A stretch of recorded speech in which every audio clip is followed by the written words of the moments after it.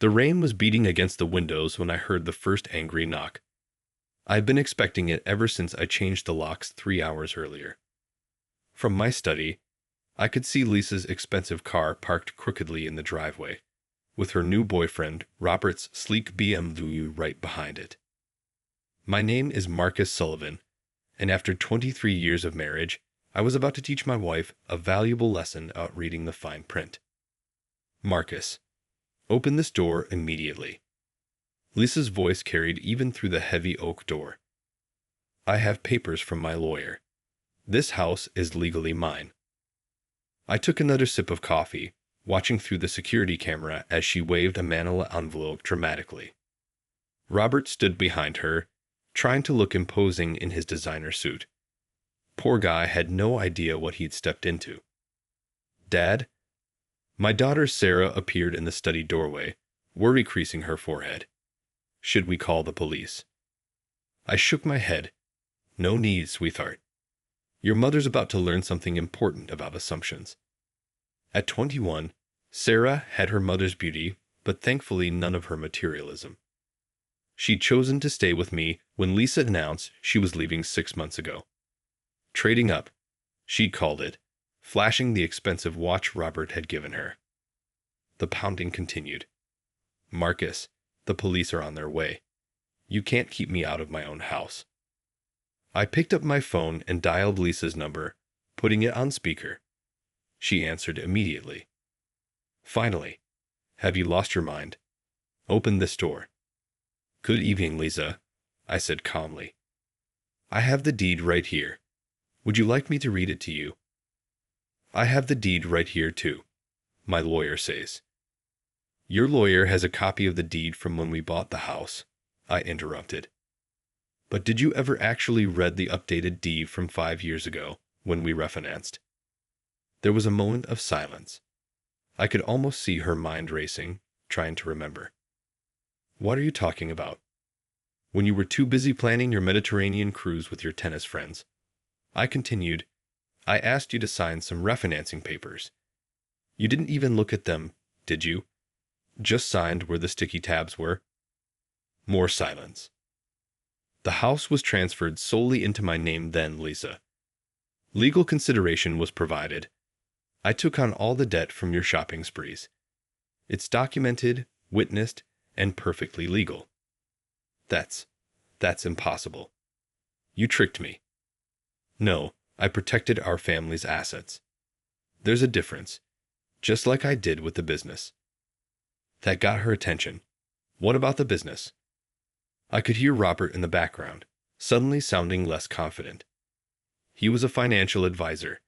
He should have done better research before helping Lisa plan this move. The business was transferred into a family trust 3 years ago, I explained. When you were in Aspen with your friends. Remember those boring documents you didn't want to review? Sarah moved closer to my desk, a small smile playing on her lips. She'd been there when I'd set all this up, watching and learning how to protect what matters. You can't do this. Lisa was shouting now. Robert, tell him he can't do this. I heard Robert clear his throat.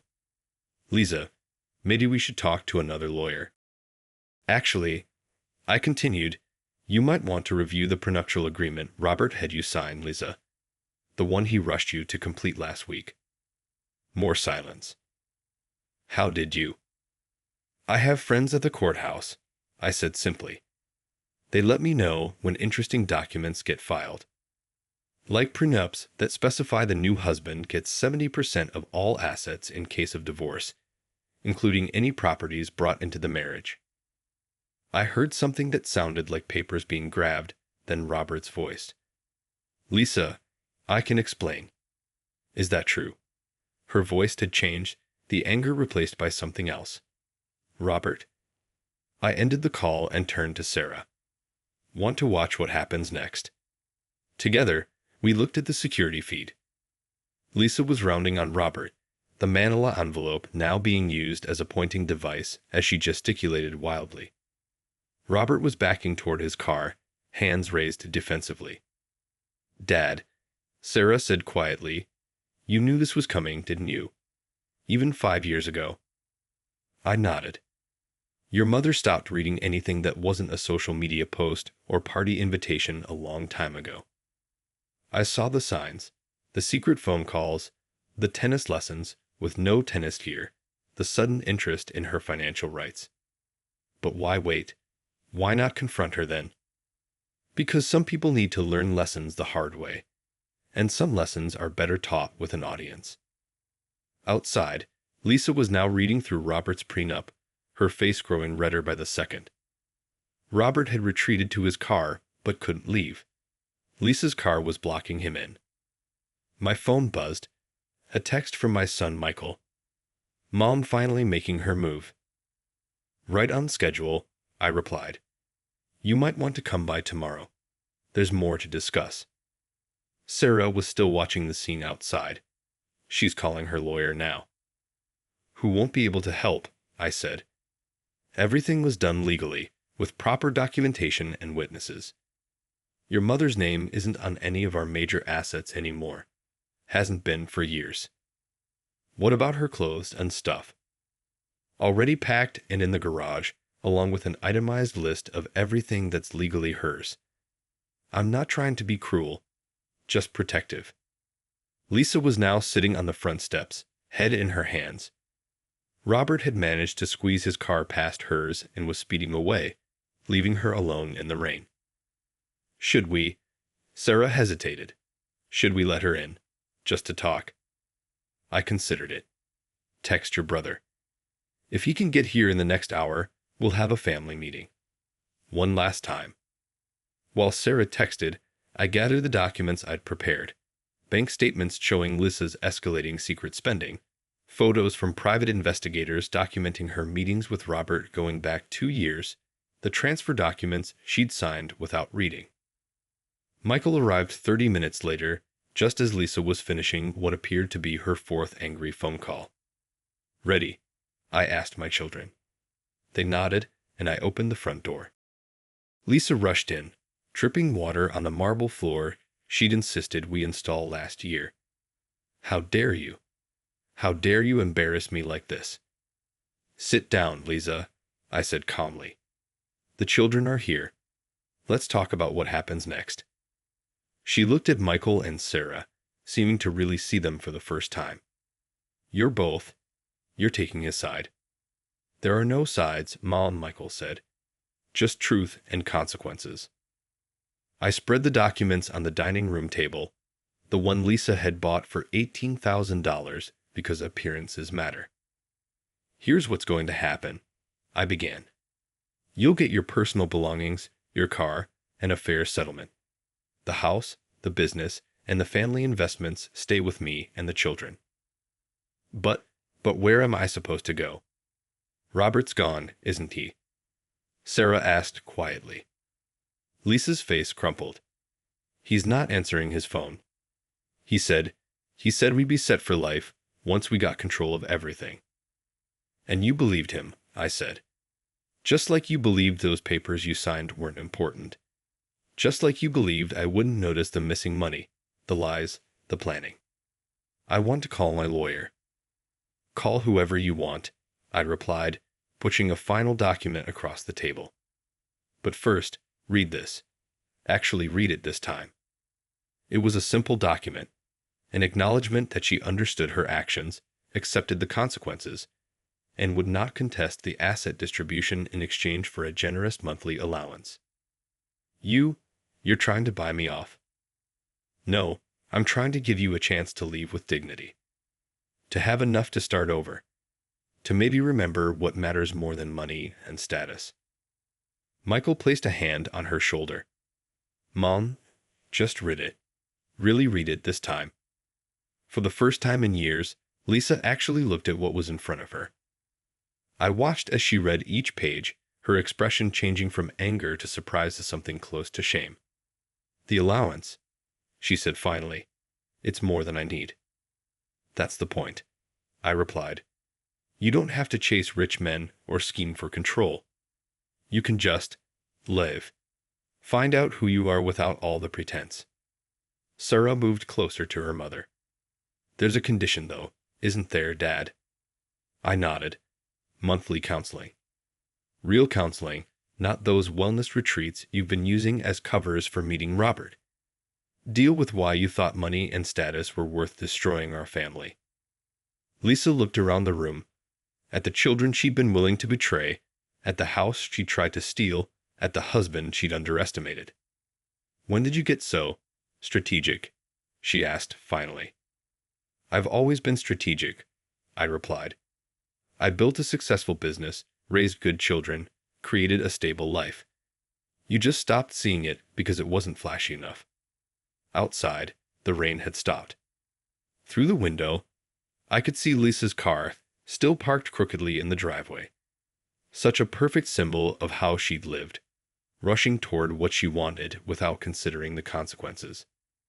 Sign or don't sign, I said, standing up. But either way, you're not staying here tonight. There's a hotel room reserved in your name. Take some time to think about what you really want. Lisa picked up the pen, her hand shaking slightly. The children. I can still see them. That's up to them, I replied. They're adults now. They make their own choices. As she signed, I saw something in her eyes I hadn't seen in years, reality. Sometimes the biggest wake-up call is realizing that someone you thought you could manipulate has been quietly outmaneuvering you all along. 1 week after Lisa signed the papers, I sat in my office reviewing security footage from the past few days. She'd driven by the house 12 times, each pass slower than the last. Never stopping, just watching, learning. The intercom buzzed. Mr. Sullivan, your daughter's here. Sarah walked in carrying 2 coffee cups, handing me one. Mom called again, she said, settling into the leather chair across from my desk. What did she want this time?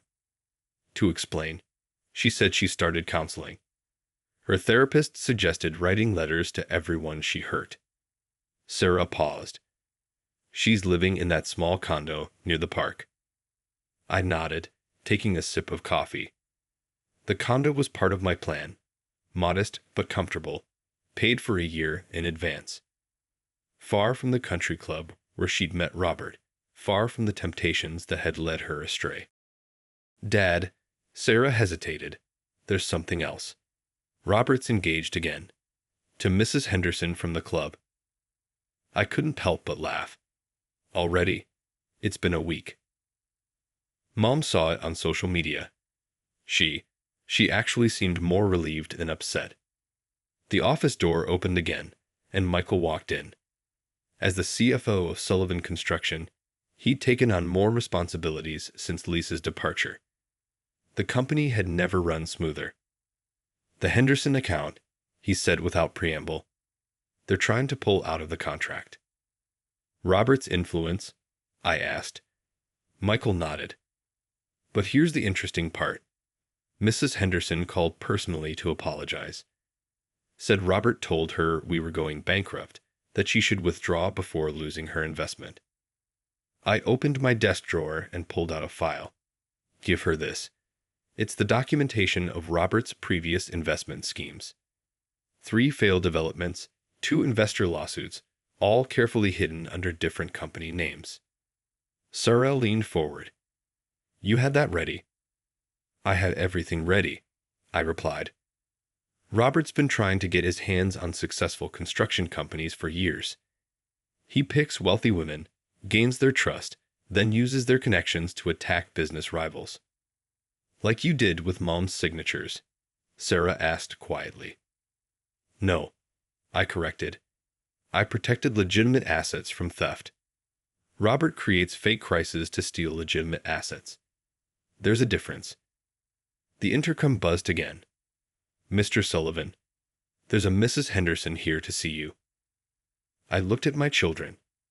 Want to watch a professional con man's world unravel.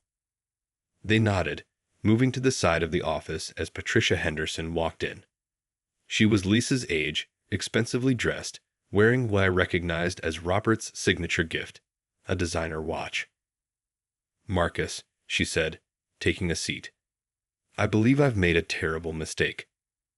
I slid Robert's file across the desk. Page 3 might interest you. It's the bankruptcy filing from his last development project. Note the date, 2 weeks before he met my wife. Patricia's hands shook slightly as she read. He said he could double my investment. He says that to everyone, Michael interjected, right before they lose everything. The wash, I added gently. When did he give it to you? She touched it unconsciously. Last week. Said it was to celebrate our future together. Check the back, Sarah suggested. There should be an inscription. Patricia turned the watch over, her face paling. To my forever love. But this is the exact phrase he used with my mother, Sarah finished. He probably has a drawer full of them. Same brand, same inscription. I handed Patricia another document, a printout of Robert's recent credit card statements. Notice the pattern. 3 identical watch purchases in the past month. 3. You, Lisa, and probably his next target. He moves quickly when he senses his current plan failing. Patricia sat very still, processing. Then she reached for the contract cancellation notice she'd brought. With deliberate movements, she tore it in half. I want to help, she said firmly. Whatever it takes to stop him. I smiled. Actually, you already have. By coming here today, you've helped us document his pattern of deception. The SEC is very interested in investment advisors who manipulate clients for personal gain. The SEC. Michael stepped forward.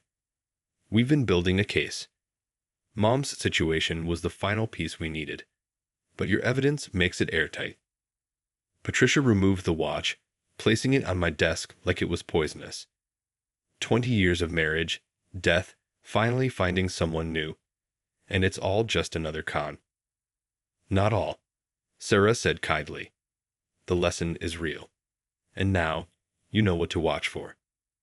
My phone buzzed. A text from Lisa. Can we talk?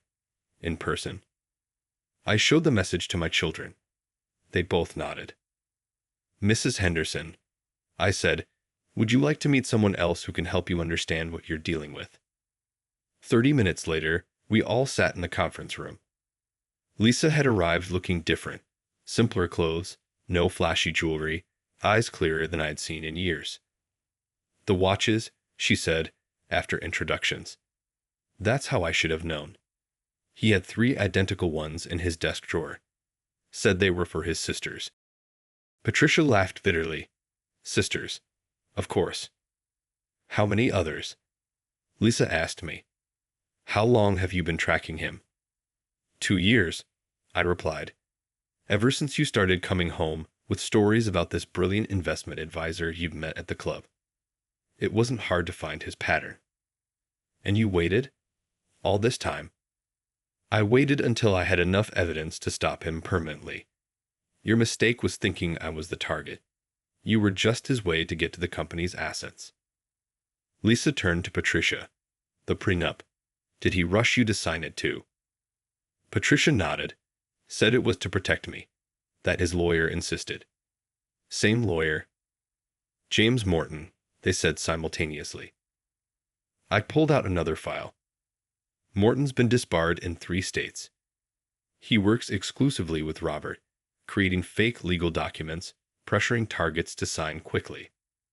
The SEC, Michael added, is particularly interested in their partnership.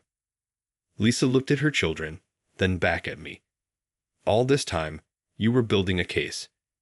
Not just protecting yourself, but protecting others, I finished. Some lessons need to be taught on a larger scale. Sarah reached for her mother's hand. The counseling. Is it helping? It's hard, Lisa admitted. Facing why I was so easily fooled. Why status and money became more important than family. Then love, Patricia added quietly. Then love, Lisa agreed. I stood up, gathering the files. The FBI will want to interview both of you. Agent Torres will be here tomorrow morning. Your stories could help prevent others from falling into the same trap. Marcus, Lisa said as everyone started to leave. Could we? Could we talk privately? The others filed out, leaving us alone in the conference room where we'd once planned family vacations, celebrated contracts, dreamed about the future. I read everything this time, she said. All the documents. The transfer papers I signed, the trust documents, everything. And you left me an out. In every document, there's a clause about redemption. About coming back if. If you did the work, I finished. If you faced the truth. Why? I looked at her, really looked at her. The woman I'd loved for 23 years, who'd lost her way, but maybe, just maybe, was finding it again. Because everyone deserves a chance to remember who they really are, even if the lesson is hard. She nodded, standing to leave. At the door, she paused. The house. All those nights I drove by. I know. I wasn't looking at the house, she said softly. I was looking at the family inside it, remembering what matters. After she left, I stayed in the conference room, thinking about lessons and learning, about protection and redemption. Sometimes the biggest victories aren't in what you take away, but in what you leave open for the future. My phone buzzed again. A group text from Sarah. Family dinner tonight. All of us? I looked at the message for a long moment before replying. Yes, all of us. 3 months after the FBI began their investigation into Robert and his schemes, I received an unexpected delivery at the office. A thick envelope, hand-delivered, containing a journal written in Lisa's careful handwriting. Her therapist suggested it, Sarah explained, perched on the edge of my desk. She's been documenting everything. The patterns she fell into, the warning signs she missed. I opened the journal and read the first page. Day 1 understanding. I used to think power meant controlling others. Marcus taught me it means controlling yourself. The intercom buzzed. Mr. Sullivan, Agent Torres is here with an update. FBI agent Maria Torres entered my office, carrying her own stack of files. In the months since we'd exposed Robert's operation, she'd become a regular visitor. We found 6 more victims, she said without preamble. All followed the same pattern. Wealthy women, recent widows or divorcees, all approached at exclusive clubs or charity events. The watches? Sarah asked. 17 identical ones purchased in the last year alone. Same inscription on each. I nodded, unsurprised, and James Morton agreed to cooperate. He's provided documentation of every fraudulent prenup and every manipulated contract. Robert's looking at serious time. Sarah picked up her mother's journal. Does this help? Mom's documentation. Agent Torres smiled. Actually, your mother's testimony has been crucial. She's meeting with other victims, helping them understand how the manipulation worked. She's different now. Different was an understatement. Lisa had transformed over the past few months. The designer clothes were gone, replaced by simple, elegant attire. She'd started volunteering at a women's shelter, sharing her story, helping others spot financial predators. My phone buzzed. Michael. Mom's presentation at the SEC is done. Standing ovation. Lisa had insisted on testifying before the Securities and Exchange Commission, detailing how Robert had used personal relationships to facilitate investment fraud.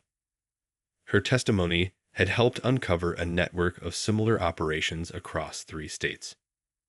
Mr. Sullivan, Agent Torres said, "There's something else. Mrs. Henderson wanted me to give you this." She handed me a newspaper clipping.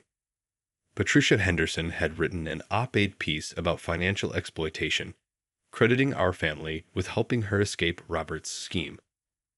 She started a support group, Agent Torres explained. Your wife, ex-wife, she's helping run it. Sarah read the article over my shoulder. Dad, did you know about this? I knew Lisa was working with Patricia. The support group was their idea. The door opened and Michael entered, followed by Lisa. She looked tired but satisfied, still wearing the conservative suit she'd worn for her SDC testimony. "They're recommending changes to investment advisor regulations based on our case," she announced. "New protections against emotional manipulation in financial dealings." I gestured for everyone to sit. Agent Torres was just updating us on Robert's other victims. 17 watches, Sarah added. Lisa touched her bare wrist where Robert's gift had once rested. 17 women who thought jewelry meant love. Just like I did. "The difference," I said quietly, "is what you're doing with the lesson." She opened her own copy of the journal. "I've been thinking about patterns. Not just Robert's, but mine. How I stopped seeing real value. How I started chasing artificial worth." Agent Torres leaned forward. "Your documentation of the grooming process has been invaluable. How he isolated you from family, encouraged financial secrecy. Created artificial crises," Lisa finished. "Made me think I needed to secure assets before Marcus supposedly hid them. The irony being, I'd already secured them," I said. "Legally and transparently. With documentation I never read." Lisa smiled sadly. "The biggest red flag should have been how Robert encouraged my laziness about paperwork. Marcus always wanted me to understand our finances." Sarah touched her mother's hand. "But you understand now." "I understand many things now." Agent Torres gathered her files. "The grand jury meets next week. With your testimony and Mrs. Henderson's evidence, an indictment is virtually certain." After she left, we sat in thoughtful silence. Finally, Lisa spoke. "The house," she said. "I drove by again yesterday." "I know," I replied. "The cameras." "No, I mean I really looked at it. Not as property or status, but as a home. Remember when we first bought it? How we sat on the floor eating takeout because we hadn't moved the furniture in yet. Planning where everything would go, I remembered. Drawing layouts on napkins." "You kept those napkins," Lisa said softly, "in the family album. I found them when I was writing my testimony. Every dream we drew. You saved it." Michael cleared his throat. "The redemption clauses in the transfer documents. They're still valid." Lisa looked at me. "I know. I've read them properly now. All of them." "And?" Sarah prompted. "And I understand why Marcus wrote them that way. It wasn't about property or money. It was about proving I could see value correctly again." I opened my desk drawer and pulled out another document. "This arrived this morning. From your therapist." Lisa took the letter, reading quickly. "She's certified that I've completed the required counseling hours. That I've demonstrated genuine understanding and change. The first requirement in the redemption clauses," I noted. "Dad," Michael said carefully, "are you considering?"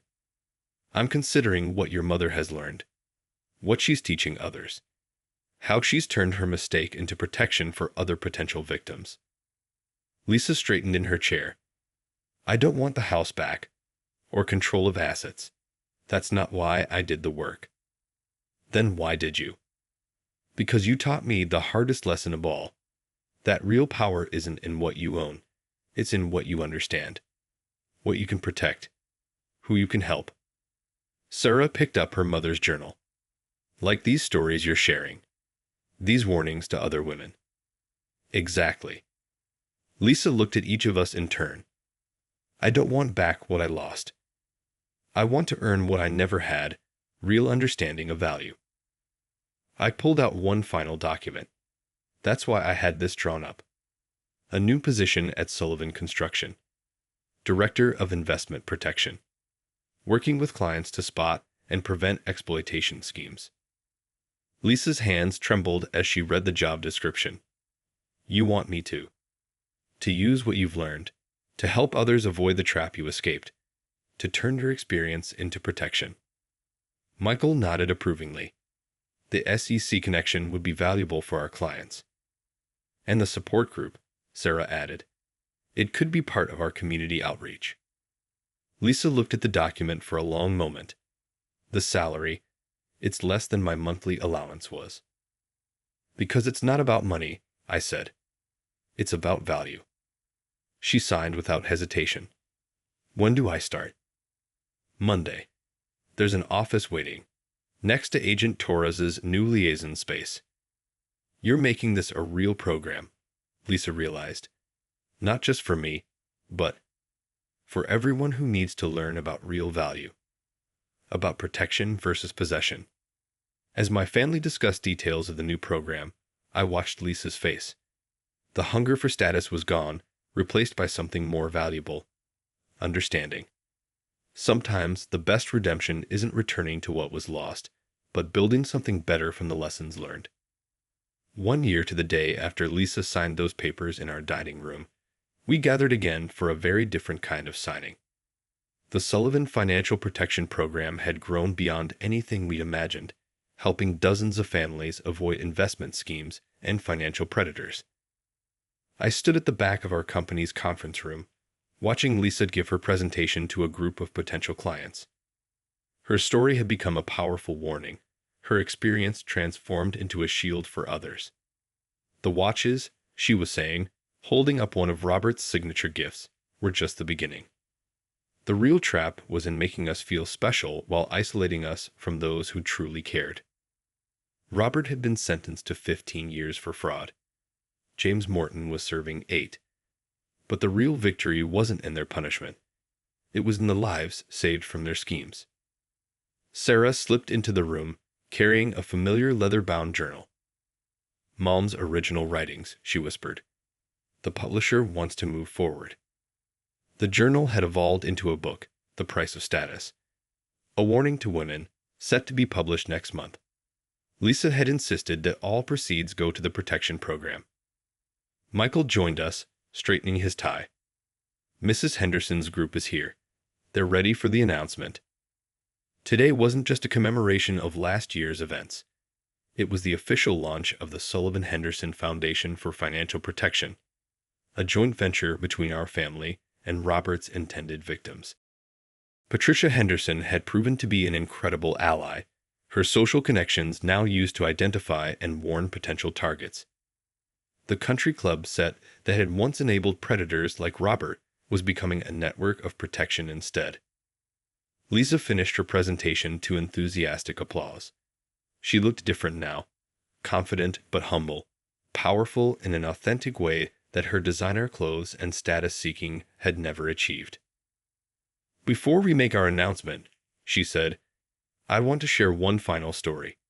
It's about a man who saw the truth long before I did, who protected not just assets, but souls."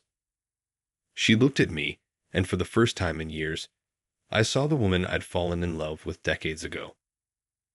My ex-husband could have exposed my mistakes immediately. He could have humiliated me, could have taken everything. Instead, he left doors open, left chances for redemption. Not because he wanted me back, but because he knew I needed to find my way back to myself. Sarah squeezed my hand as Lisa continued. The Sullivan Protection Program isn't just about stopping financial predators. It's about understanding true value, recognizing that real power lies in protection, not possession. Patricia Henderson stood, joining Lisa at the podium. Together, they unveiled the foundation's logo, a shield made of interlinked hands. Today, Patricia announced, we're expanding our mission. The foundation will provide not just education and protection, but rehabilitation for victims who need to rediscover their true worth. I watched as Lisa opened a new journal, its pages blank and waiting. Every story of recovery begins with understanding, with facing hard truths. My journey started in a journal like this one. Today, we're providing journals to everyone who needs to begin their own journey back. The room erupted in applause as foundation staff distributed leather-bound journals to attendees. Each bore the Shield logo and a simple inscription: "Value isn't what you own, but what you understand." Later, as the crowd mingled and shared stories, Lisa approached me quietly. "Thank you," she said simply. For what? For seeing beyond my mistakes. For understanding that sometimes people need to lose everything to find what matters. I looked around the room, at our children proudly explaining the program to newcomers, at Patricia comforting a tearful new group member, at the wall of photos showing families saved from schemes like Robert's. You didn't lose everything, I said. You found something better.